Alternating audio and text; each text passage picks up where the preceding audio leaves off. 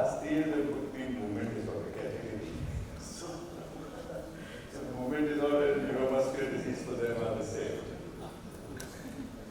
Right.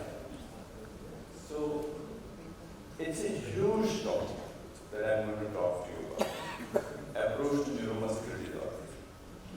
There are at least 150 neuromuscular disorders in that term.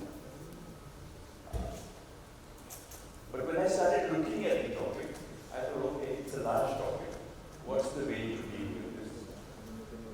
So I realized I have to step back and step back and step back and only tell you about the big lampposts, so to say.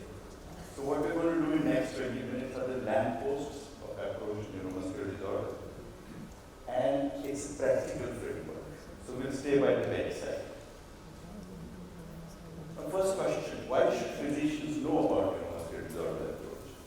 Because about 10% of the diseases that you're going to see are going to be neuromuscular disorders within neurology. Now the topic is so big that we just finished the second edition of this book, which is about 790 pages, and we think the third will become 1200 pages. So how does one look at the lampposts? Let's in a minute look at the structure of the neuron.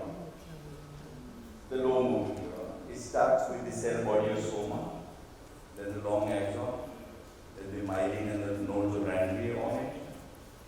It ends at the neuromuscular junction, ends on the muscle.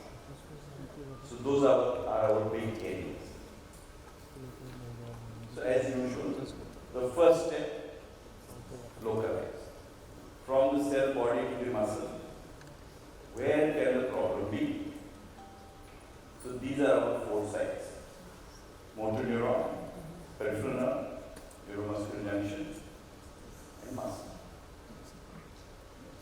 So which are the disease conditions there?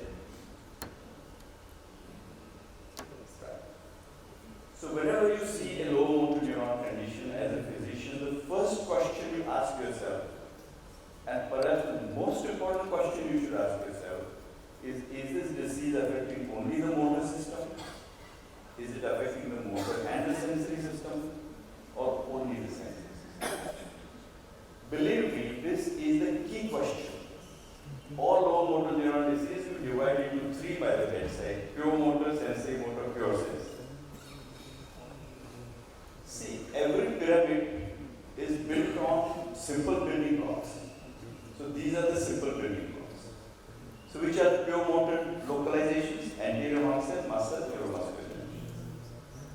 Which are the sensory motor localizations? Neuropathy, radiculopathy. And the pure sensory, usually a neuropathy, and rarely a ganglion. So to localize, motor, sensory motor, sensory. Now in pure motor you have two, anterior horn and muscle. And I'll take you there a little later. But you can take down, I think some of the, for want of time, some of the slides you can take down. We can discuss them later if you want. These are the differences between anterior horn and muscle. And neuromuscular junction is actually very easy to localize. It affects the eyes, it affects the eyelids, it affects the chewing, it affects the swallowing, it fluctuates. So when this happens, it's a neuromuscular junction. Again, take this slide down, radiculopathy versus neuropathy. And in pure sensory, there are going to be neuropathies, and rarely ganglion. Right. So then I step back again and say, okay, after we localize, which is the most likely disease that a physician is going to see? And the answer was clear, it's a peripheral neuropathy. So we'll discuss peripheral neuropathy a little more. And for any disease of the nervous system, for that matter, any disease of the body, what approach do you take? You take the pattern recognition approach, or what is also been called the zebra stripe approach. So you have to know the zebra stripe of every disease. So again, if we take this slide down, distal more than proximal is a neuropathy. Proximal more than distal is a myopathy. fluctuating weakness in neuromuscular junction, and asymmetric proximal and distal is anterior concept. That's the broad pattern recognition within the anterior concept. Traveling isn't always the most comfortable thing. What did I do wrong? Right. Okay. So, as I said, the most important section we'll deal with now. A 35-year-old lady presents with a 3 months history of tingling, numbness, and burning in feet which is ascending. Since a month, similar symptoms have appeared in the hands. Examination shows distal decrease in touch and position sense, distal weakness, and ankle areflexy. So what's your diagnosis? Shoot out. A neuropathy of sorts, sensory neuropathy of sorts. Quite right. This is probably a peripheral neuropathy of sorts. So since peripheral neuropathy is what you will be dealing with most commonly, I'm going to deal with a little more in this short presentation. So how do you know what kind of neuropathy it is?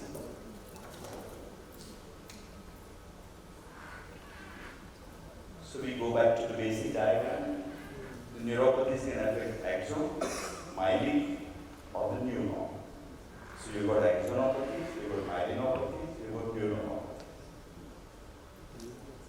So, I think there's only one principle that you need to remember to decipher peripheral neuropathy. It's called principle of length dependency. What's the principle of length dependency? That the longest neurons are affected first. Why does it so happen? If you look at, say, the sciatic nerve of a full-grown 6-footer, it's so long and thinner than a hair. So how is that long, thin axon getting its nourishment? It's getting it from the neuron by a process of axonal transport through microtubules and microfilaments. It will reach all those 2.5, 3 feet, then it will turn around at the neuromuscular junction, and waste will be carried back up to the neuron. So just by the physical nature of the axon, it is very difficult for the cell body to supply nutrition to the tip of the axon and to clear waste from the tip of the axon. Therefore, longer neurons suffer first because they are long. This is the principle of length dependency. And if you understand the principle of length dependency, you can decipher neuropathies very easily. Because what follows length dependency is an axonal disease. What does not or may not follow length dependency is a myelin. Now, let's take example of a drug-induced neuropathy, tuberculosis. How do the patients present? Tingling numbness starts in the lower limb. It starts in both the soles at the same time, because both legs have the same length, usually. Then it starts ascending upwards. When it starts ascending upwards, comes up to mid-shin, fingers start getting affected. And that way it goes centripetal. So that's the way axonopathy is presented. Now, why should you know axonopathy from myelinopathy? Because once you decide whether it's an axonopathy or myelopathy, you know where are you going to focus.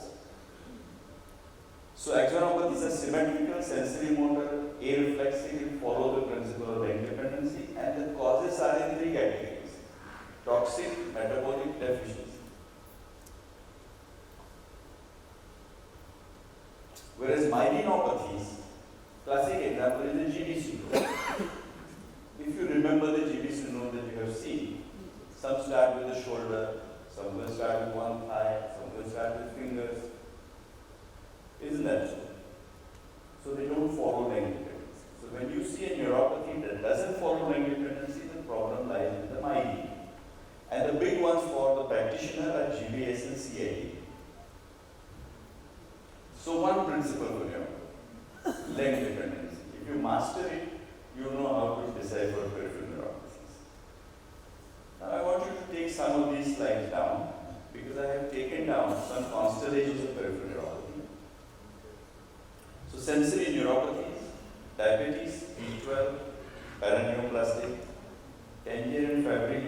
forget. If there are students who are appearing for DM examination, they can use that to impress the examiner. But if you see one in your lifetime, please come back and tell me that you saw one. Autonomic neuropathy, GB syndrome, porphyria, diabetes, amyloidosis is for the examiners.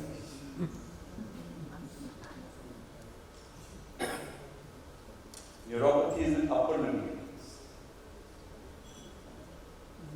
GBS, CIDP, porphyria, and lead.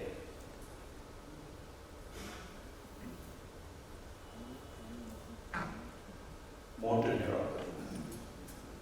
GBS, lead, MMN, AMAN, which is a type of GBS, and some drug induced like Dapsone. This is what I think you need in private practice, painful neuropathy. Diabetes by far being the leader. Then there are two slides on combination of peripheral nerve with spinal cord.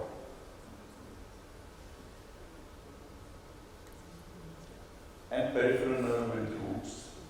Both are common in India. Right. That's about peripheral nerve. We come back to pure motor problem.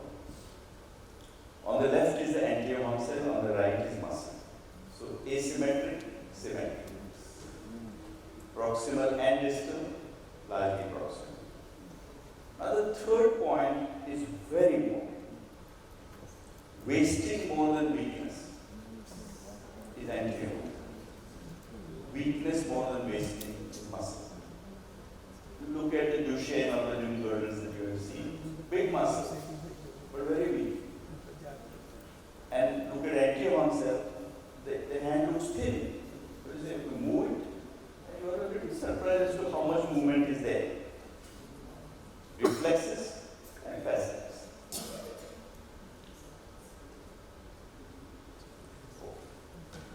The 23-year-old boy, up squat difficulty, can't run well, large calves.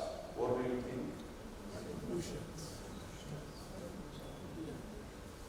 Up squat difficulty means proximal weakness. Cannot run well, maybe proximal plus minus distal. And calves are large. So what's your diagnosis? Sorry? You would think of a dystrophy. And at this age, you would think of Becker muscular dystrophy. He's 23. This is how he was sent to me, Becker muscular dystrophy.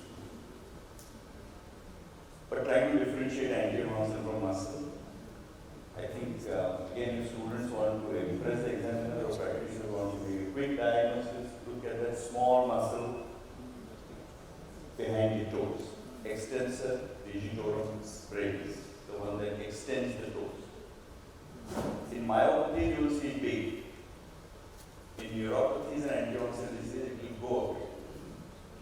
So I was actually taking a clinic on this patient. And this patient was presented as a myopathy. Not wrongly. But look at that EDB. It is gone. When you say see an EDB that is gone, you wake up. There's maybe something more. And then you see the FDI wasted. Now, very few myopathies will waste the FDI. And there were tremulous movements in his hands. So this turned out to be a spinal muscular atrophy, a neurogenic disease with the deletion of the exon 7. So, don't be surprised if you cannot make a clean diagnosis between anterior muscle and muscle. It is difficult. In spite of now spending 4 decades in the business, there are patients in whom I think of one and it turns out to be the other. But dictum, pure motor. It has to be one of the two. Which one you can let your neurologist decide. Second dictum for a physician, anything that shakes is most likely to be neurogenic. Anything that shakes, most likely to be neuro.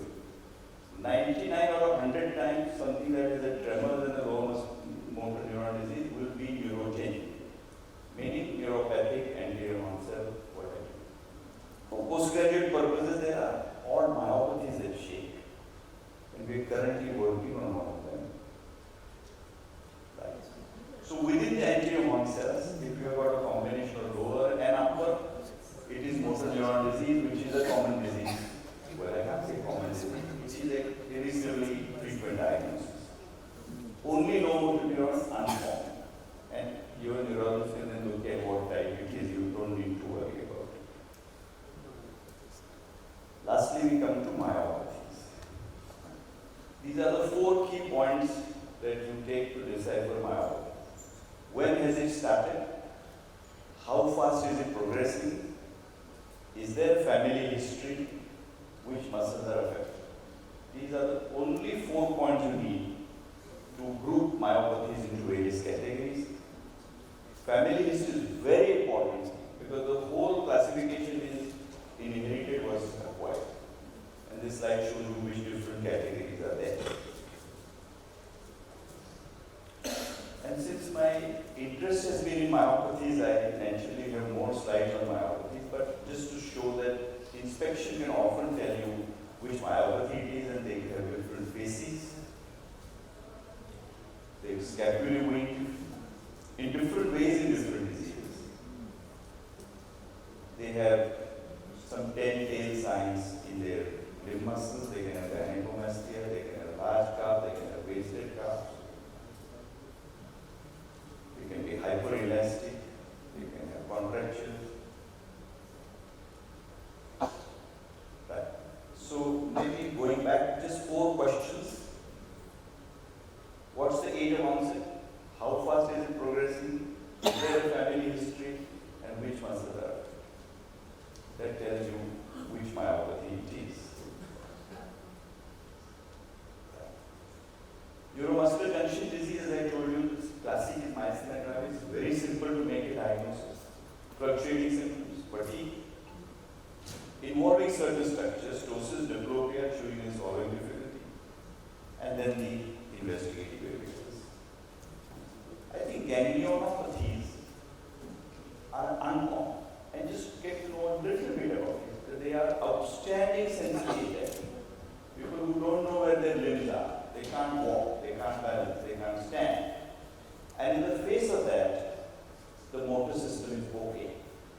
So when you see a very bad sensory headache and you do not see a problem with the power, you realize that the problem is at the dorsal root ganglion, because at the dorsal root ganglion, the motor system is separate. And this is the diagram. This is where the cartoon below shows you where the dorsal root ganglion is. Right. And I can see with the years she worked on some of these diseases when she was at Bombay Hospital. Right. In the last 1 minute, we come to investigations. Key tests are CPT, electrophysiology, some patient muscle and nerve biopsies, and nowadays genetic evaluation. So very high CK is myopathy. Little CK, anything. Electrophysiology can tell you between anterior onset and muscle, it can tell you between axonopathy and myelopathy. There are nowadays very few indications of biopsies, and they are written down here, and different genetic tests. So, I think when you look at this topic from a distance and look at the big lampposts, the key question, pure motor, sensory motor, sensory. Accordingly, you will see whether it's a peripheral neuropathy. Peripheral neuropathy, how will you divide it? Principle of negative frequency. Then we discussed a little about anterior cell and the muscle. Pattern recognition we discussed, and then investigation. Now I just finished my time, but I have got 2 or 3 scenarios, if I can do them in 2 or 3 minutes. Absolutely. This is like the Amitabh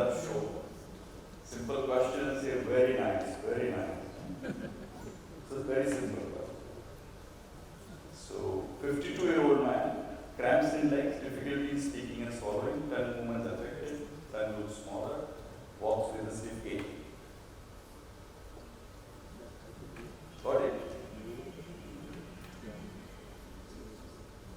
So what are the causes? Myasthenia gravis, motor neuron disease, osteoporosis, muscular dystrophy. Let's go back to question 1. Motor disease, pure motor history. So pure motor, which are the 3 conditions? 3 localization. Anterior onset, muscle, myomyelitis. This is all in the tongue and related area. Myopathy unlike. So 2 possible. Anterior onset or myomyelitis. Which one?